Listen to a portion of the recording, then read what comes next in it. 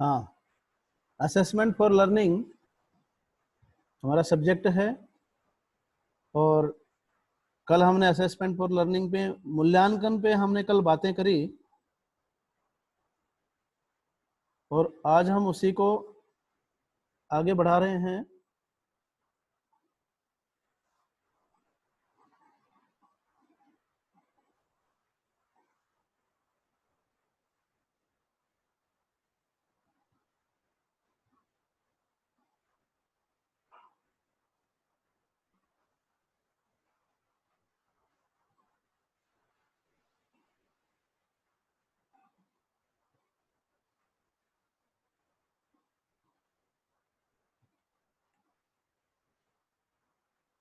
Assessment for learning, मूल्यांकन के उद्देश्य। कल हमने मूल्यांकन के प्रकार पढ़े, और प्रकारों में हमने दो तरह के प्रकारों का उल्लेख किया। कि एक प्रकार तो हमने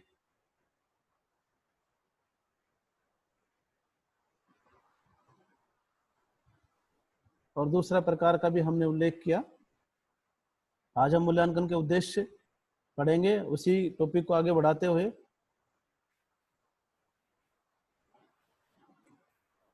नेटवर्क प्रॉब्लम है थोड़ी सी।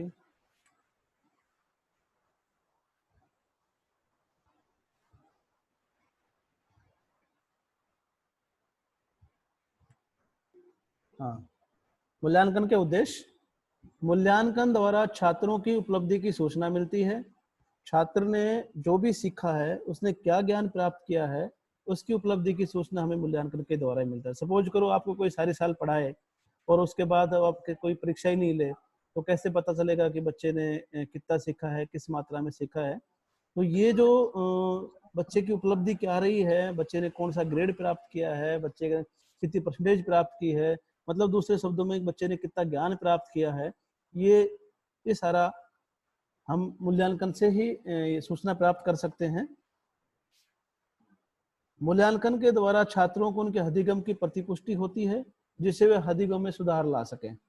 प्रतिपुष्टि का मतलब, जो हम कोई काम करते हैं तो उसकी जो समीक्षा में बताई जाती है कि आपका काम अच्छा था, आपको इसको और अच्छा करना है, या आपका काम इतना अच्छा नहीं था, आप इसमें सुधार की गुंजाइश है, ये प्रतिपुष्टि होती है। तो मूल्यांकन के द्वारा छात्रों को उनके अधिगम की प्रतिपुष्टि होती है, जिससे अधिगम में सुधार ला सके। ताकि बच्चे को पता लग जाए कि जब हम कोई भी मूल्यांकन करते हैं, कोई क्लास टेस्ट लेते हैं, या वीकली कोई टेस्ट लेते हैं, या मंथली कोई टेस्ट लेते हैं, या 6 महीने के बाद या एनुअल कोई टेस्ट लेते हैं, तो उसमें हमें बच्चे को जिसके जितने अंक प्राप्त होते हैं, उससे पता लग जाता है कि मैं इतना पढ़ा हूँ, मैंने इतना सीखा है, और इतना ही मुझे प्राप्त हुआ है। अब मुझे इसमें और आगे ज्यादा इसमें सुधार करने की जरूरत होती है। तो मूल्यांकन से बच्चों को प्रतिपुष्टि मिलती है, जिससे अधिगम में सुधार ला सके।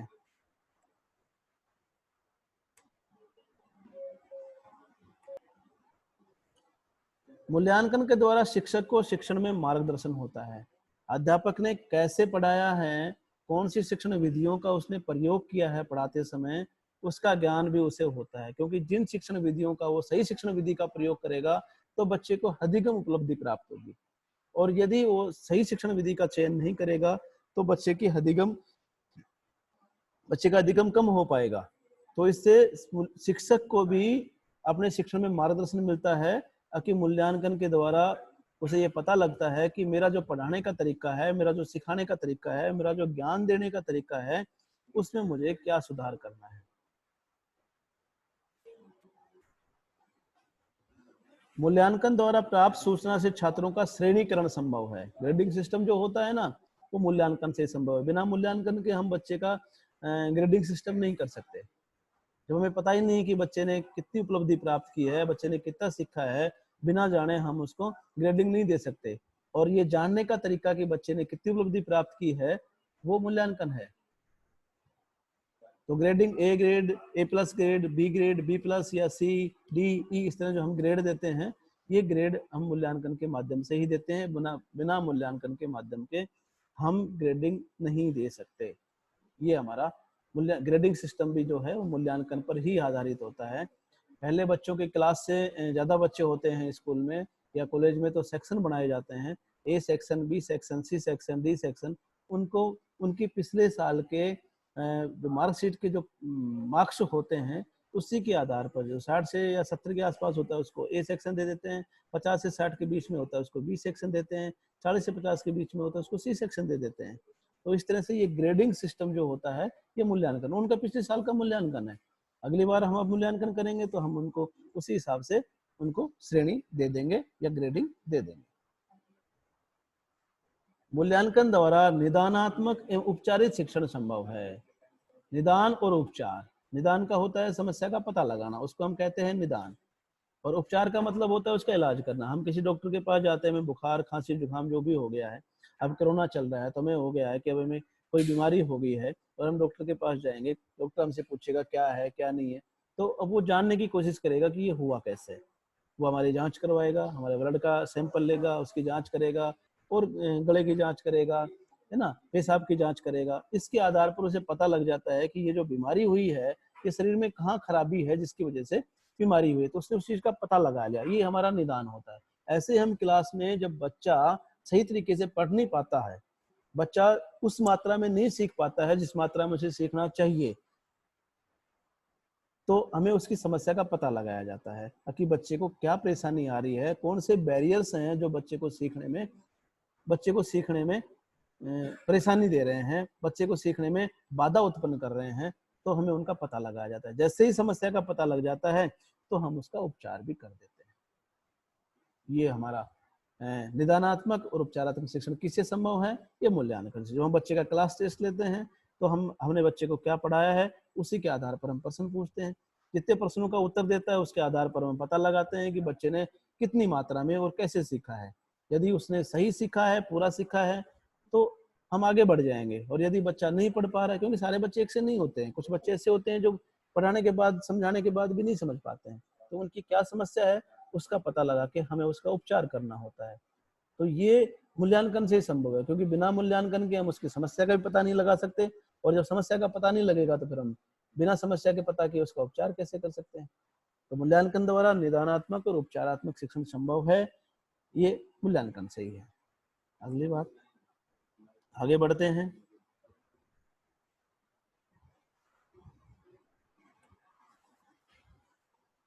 मूल्यांकन से शैक्षिक उद्देश्यों, शिक्षण विधियों तथा निर्धारित पाठ्यक्रम पाठचर्या के प्रभाव को निर्धारित किया जाता है।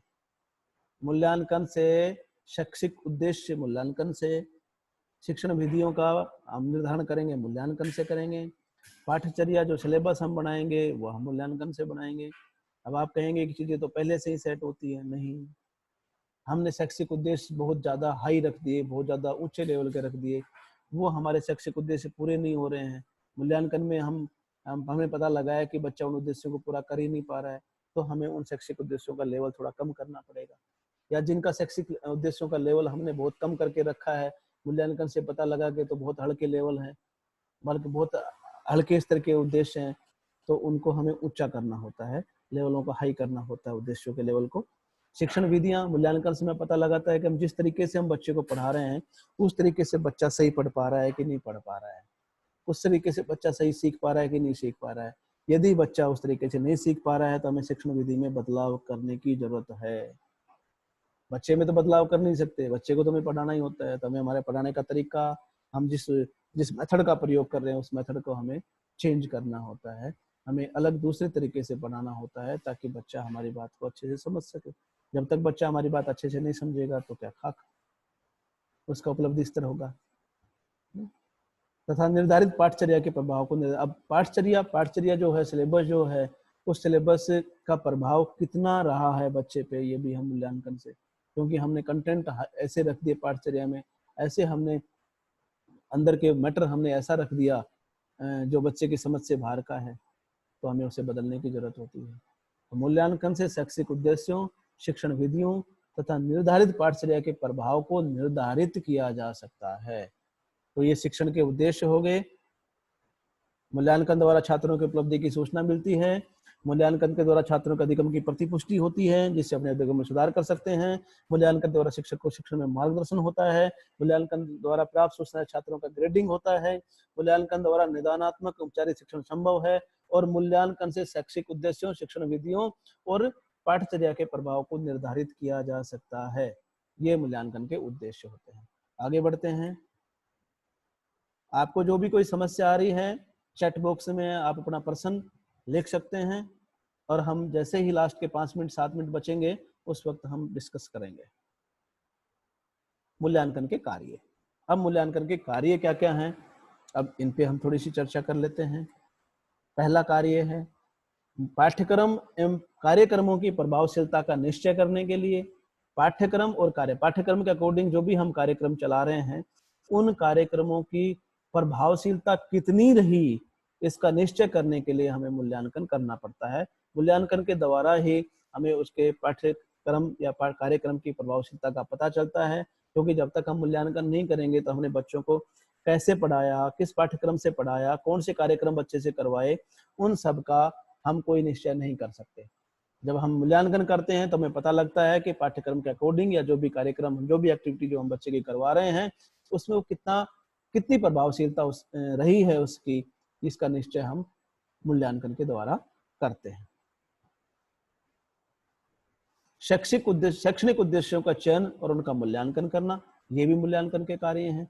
शैक्षणिक जो उद्देश्य होते हैं, अभी हम पिछले इससे उद्देश्यों में, मूल्यांकन के उद्देश्यों में हमने पढ़ा था कि शैक्षिक उद्देश्यों का निर्धारण भी हम मूल्यांकन के द्वारा ही करते हैं। तो निर्धारण तो हमने कर लिया, लेकिन उनमें से हमने पढ़ाते वक्त कौन कौन से उद्देश्यों के आधार पर बच्चे का मूल्यांकन किया है, ये बात मूल्यांकन के द्वारा ही संभव है। तो मूल्यांकन का दूसरा कार्य क्या हो गया, शैक्षिक उद्देश्यों का चयन करके और उनका मूल्यांकन करना। अगर हमने कौन से शैक्षिक उद्देश्य हम बच्चे को पढ़ाने के लिए ले रहे हैं और उनका मूल्यांकन हम कैसे कर रहे हैं, है ना। अगली बात, शैक्षणिक उद्देश्यों का स्पष्टीकरण। शैक्षिक उद्देश्य तो हमने लिख दिए हैं, लेकिन उसका स्पष्टीकरण कैसे करें। अगर हम शैक्षिक उद्देश्यों को ऐसा कैसे डिफाइन करना, स्पष्टीकरण मतलब डिफाइन करना, हमें आसान शब्दों में हमारे शैक्षिक उद्देश्यों को डिफाइन करना होता है, उनको स्पष्ट करना होता है, ताकि हमारी समझ में ये आ जाए कि इस उद्देश्य को हमने प्राप्त करना है। क्योंकि कई बार हम बड़ी जटिल भाषा का प्रयोग करते हैं कि हमें ये शैक्षिक उद्देश्य प्राप्त करना होता है, लेकिन उस शैक्षिक उद्देश्य को हम कैसे प्राप्त करेंगे, किस तरह से हम स्ट्रेटेजी का प्रयोग करेंगे, उसका स्पष्टीकरण करके ये बात संभव है। तो मूल्यांकन का तीसरा कार्य क्या हो गया, शैक्षणिक उद्देश्यों का स्पष्टीकरण करना।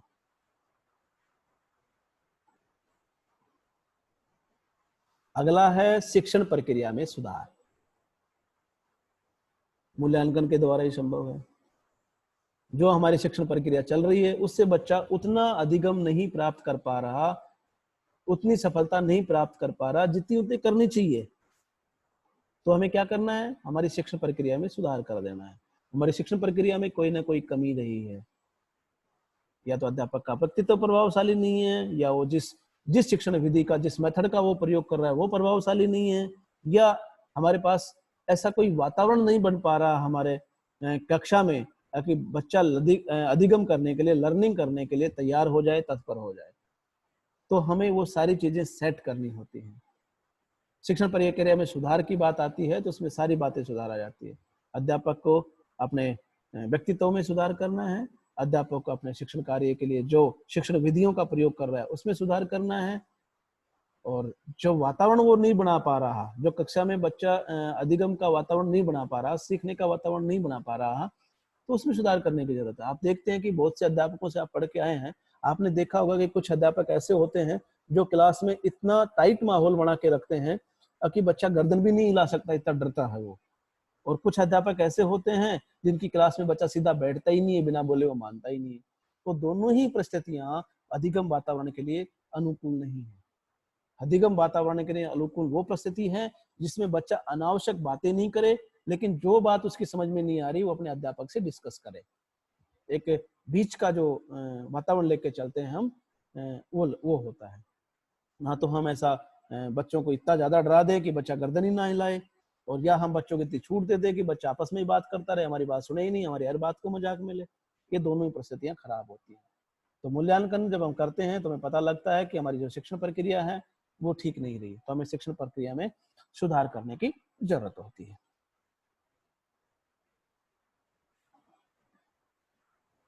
सीखने के प्रभावशाली अनुभवों का चयन। सीखने के जो प्रभावशाली अनुभव है, सीखने के, देखो सीखना क्या है, सीखने में अनुभव प्रदान करना ही होता है, सिखाने में अनुभव प्रदान करना ही होता है। बच्चा जो अनुभव ग्रहण करता है वो उसका सीखना है, अध्यापक जो अनुभव उन्हें देता है उसका सिखाना है। तो हमें अनुभवों का प्रभावशाली अनुभव, ऐसे कौन से अनुभव हैं, ऐसा कौन सा सीखना है जो ज्यादा प्रभावशाली रहा है, उसका चयन हम मूल्यांकन के माध्यम से करते हैं।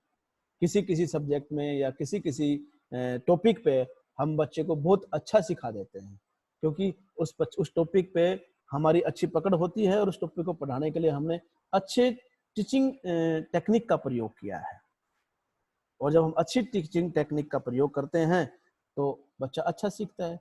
तो हमें ऐसे प्रभावशाली अनुभवों का चयन करना है जिससे सीखना बहुत आसान हो जाए, बच्चा सीख जाए, क्लास का हर बच्चा सीख जाए।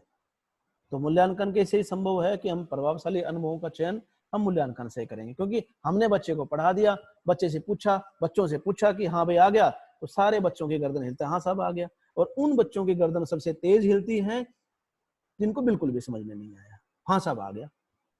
तो ये तो हमें क्लास में तो हम संतुष्ट हो गए कि हाँ भी आ गया, बच्चा झूठ बोल रहा है, हमने पता नहीं बच्चा झूठ बोल रहा है। लेकिन जब हमने मूल्यांकन किया तो पता लगा कि बच्चे ने तो कुछ सीखा ही नहीं, वो तो जीरो है। तो कैसे पता चला? मूल्यांकन से पता चला। मूल्यांकन से पता चला तो हम सीखने के प्रभावशाली अनुभवों का चयन हम मूल्यांकन के माध्यम से कर पाएंगे। निर्देशन में सुधार, हम बच्चे को जो भी निर्देशन देते हैं, जो भी इंस्ट्रक्शन देते हैं, सीखना निर्देशन देना ही है। हाँ जी, हेलो, जो भी क्वेश्चन है चैट बॉक्स में डालो आप, लास्ट के 5 मिनट में 7 मिनट में हम डिस्कस करेंगे। निर्देशन में सुधार, जो इंस्ट्रक्शन है, सीखना भी एक तरह से इंस्ट्रक्शन प्राप्त करना ही है, सिखाना भी इंस्ट्रक्शन देना ही है। सिखाने में सब कुछ आता है, सिखाने में हम अनुभवों को, हमारे जो एक्सपीरियंस है उनको डिलीवर करते हैं, इंस्ट्रक्शन डिलीवर करते हैं, ये सारी चीजें हम सीखने में करते हैं। तो निर्देशन में सुधार, हो सकता है हमने बच्चे को ऐसा निर्देशन दिया हो जो बच्चे की समझ में ही नहीं आया हो, हमने मीडियम कुछ अलग रख दिया हो, हमने अंग्रेजी में इंस्ट्रक्शन दे दिया हो, बच्चा अंग्रेजी नहीं सुन पा रहा, नहीं समझ पा रहा है, तो हमें ऐसे मीडियम का चयन करना है ताकि इंस्ट्रक्शन बच्चे को के पास पूरी तरह से और स्पष्ट शब्दों में पहुंचे। तो उसमें भी हमें सुधार करने की जरूरत है। ये भी हमें मूल्यांकन से, हमने बच्चे को टेस्ट दे दिया, कोई अंग्रेजी में दे दिया, बच्चा अंग्रेजी पढ़ नहीं पा रहा है, बच्चा अंग्रेजी समझ नहीं पा रहा है, बच्चा अंग्रेजी में आंसर नहीं दे पा रहा है, तो इसका मतलब क्या, उसने कुछ सीखा नहीं है। उसने क्लास में तो सब कुछ सीखा है, लेकिन वो मीडियम की वजह से वो बच्चा पीछे रह गया। तो हमें उसमें भी सुधार करने की आवश्यकता है। प्रभावशाली सीखने को प्रेरित करना, ऐसा सीखना जो प्रभावशाली होता है उसको हम प्रेरित करते हैं मूल्यांकन के माध्यम से। जो बच्चा बड़े अच्छे तरीके से समझ रहा है, सीख रहा है, उसकी प्रशंसा करते हैं, उसकी तारीफ करते हैं, दूसरे बच्चों के सामने नजीर के रूप में उसे पेश करते हैं, देखो इस बच्चे ने कितना अच्छा परफॉर्मेंस किया है, आप लोग भी ऐसे ही करो। तो जो प्रभावशाली तरीके से सीखना होता है उसको हम प्रेरित करेंगे मूल्यांकन के माध्यम से।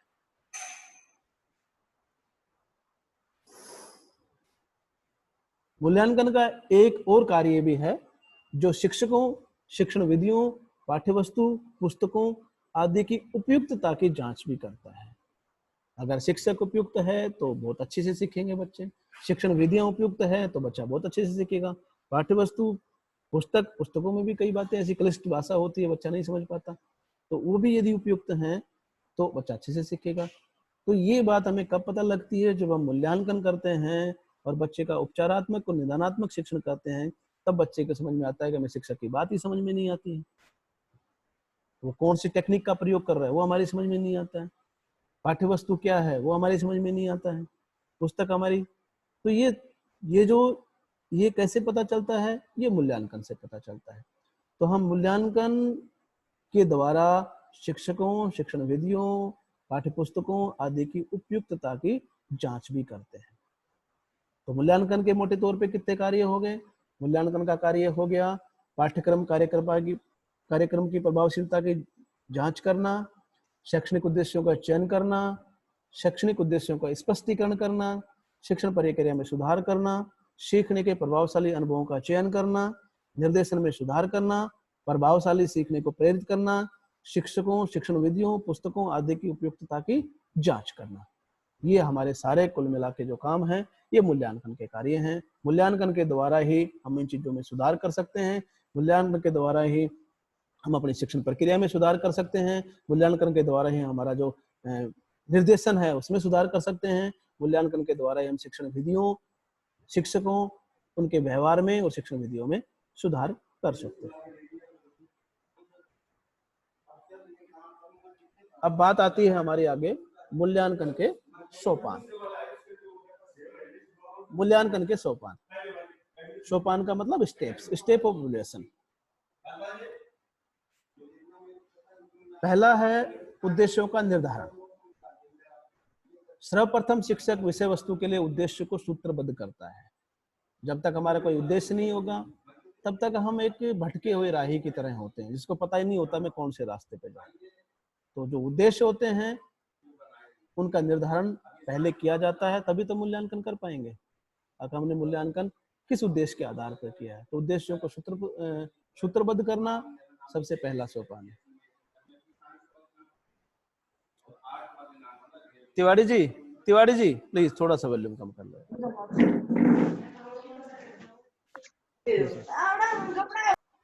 उद्देश्यों की प्राप्ति के लिए शिक्षण क्रियाओं का निर्धारण। दूसरी बात, शिक्षक निर्धारित उद्देश्यों की प्राप्ति के लिए प्रभावी अधिगम स्थितियों के सर्जन के लिए उपयुक्त विधि, तकनीकों, कौशलों, सामग्रियों का चयन करता है तथा इसकी सहायता से प्रभावी व्यूह निर्माण करता है। तो दूसरा क्या हो गया, उद्देश्यों की प्राप्ति के लिए शिक्षण क्रियाओं का निर्धारण। कौन कौन सी शिक्षण क्रियाएं हम करवाएं, ये भी हम मूल्यांकन के द्वितीय सोपान के अंतर्गत आता है। अब जो उद्देश्य हमने निर्धारित किए हैं उनकी प्राप्ति के लिए प्रभावी अधिगम स्थितियों का सर्जन करना है। हमें ऐसी अधिगम स्थितियां क्रिएट करनी है कि बच्चा पढ़ने के लिए तत्पर हो जाए। उपयुक्त विधि का प्रयोग करेंगे, तकनीकी का प्रयोग करेंगे,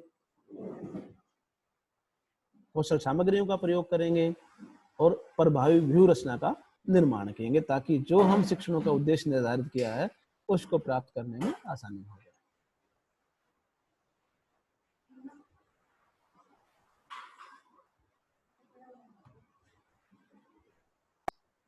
स्थिति का ज्ञान, उन स्थितियों की पहचान करना जिसमें छात्र अधिगम विषय वस्तु का उपयोग कर सकता है।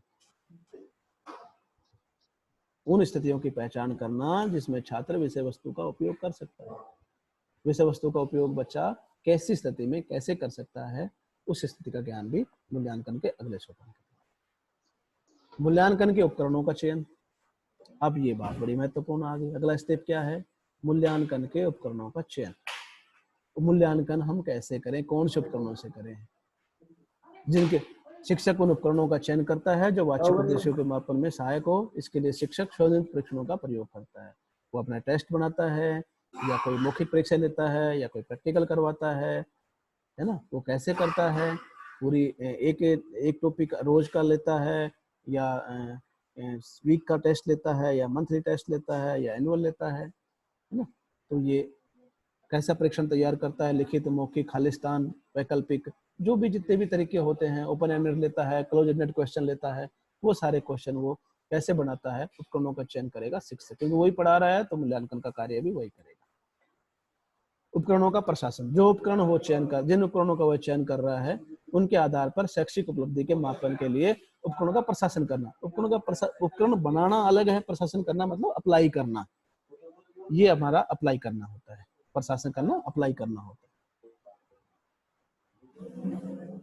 परिणामों की व्याख्या करना, अगला सोपान है मूल्यांकन का, परिणामों की व्याख्या करना। परीक्षण प्रशासन के पश्चात प्राप्त अंकों का कोई महत्व नहीं है। इन अंकों की व्याख्या तथा विवेचन ही छात्र के संबंध को स्पष्ट करते हैं। ऐसा नहीं है कि भाई परिणाम आ गया, टेस्ट ले लिया, कापी में आपने लिख दिया, हमने उसमें अंक दे दिया, उससे हमें पता नहीं चलता है, कोई महत्व नहीं उस चीज का जब तक हम उसकी व्याख्या नहीं करें। कि बच्चे ने इतने अंक प्राप्त किए हैं, उसका पहला स्थान है कक्षा में, तब बच्चे को पता लगेगा हाँ मेरा पहला स्थान है, इसने इतने अंक प्राप्त किए, इसका दूसरा स्थान है कक्षा में, ये फर्स्ट डिवीजन आया है, सेकंड डिवीजन आया है। जब हम अंकों का व्याख्या विवेचन करते हैं तभी परिणामों की स्पष्ट व्याख्या होती है। तो ये मूल्यांकन के सोपान हो गए। उद्देश्यों का निर्धारण, उद्देश्यों की प्राप्ति के लिए क्रियाओं का निर्धारण, स्थिति का ज्ञान, मूल्यांकन के उपकरणों का चयन, उपकरणों का प्रशासन और परिणाम की व्याख्या। और मूल्यांकन परिणामों का उपयोग, मूल्यांकन के परिणामों का उपयोग शिक्षण प्रक्रिया में सुधार के लिए किया जाता है। मूल्यांकन का परिणाम आया है, उसमें हमें पता लग गया कि बच्चे की स्थिति क्या है, बच्चा इतने कम मार्क्स कैसे लेके आया, बच्चे का इतना ग्रेड सबसे कम कैसे रह गया, उसका क्लास में स्थान सबसे नीचे कैसे रह गया, वो 3rd डिवीजन कैसे आ गया। तो हम अपनी शिक्षण प्रक्रिया में सुधार करते हैं।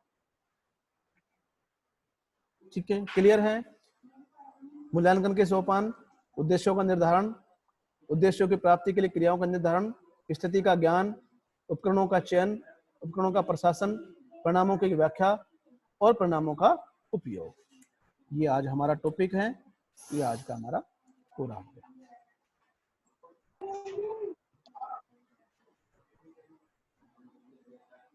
अभी हम थोड़ी सी चर्चा करेंगे। किसी का कोई प्रश्न है तो मुझे बताओ।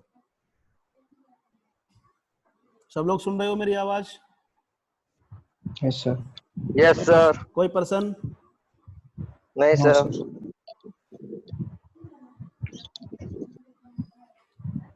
ये जो पीपीटी चल रही होती है ना, इसका जो बिंदु आते हैं जो अच्छे हैं आपके काम के, उनका आप स्क्रीनशॉट लेके रख लिया करो। एक बात ये है। दूसरी बात ये है कि इसका जो है ना, इसी में छोड़ा करूंगा मैं। ये आपका चैप्टर जो पूरा हो जाएगा ना, पूरा मूल्यांकन का कल में पूरा हो जाएगा, तो ये जो पूरी फाइल बना के ना मैं आपको जूम के चैट बॉक्स में ही छोड़ूंगा, वहीं से आपको डाउनलोड करनी है, ग्रुप में नहीं आएगा। तो अपना ये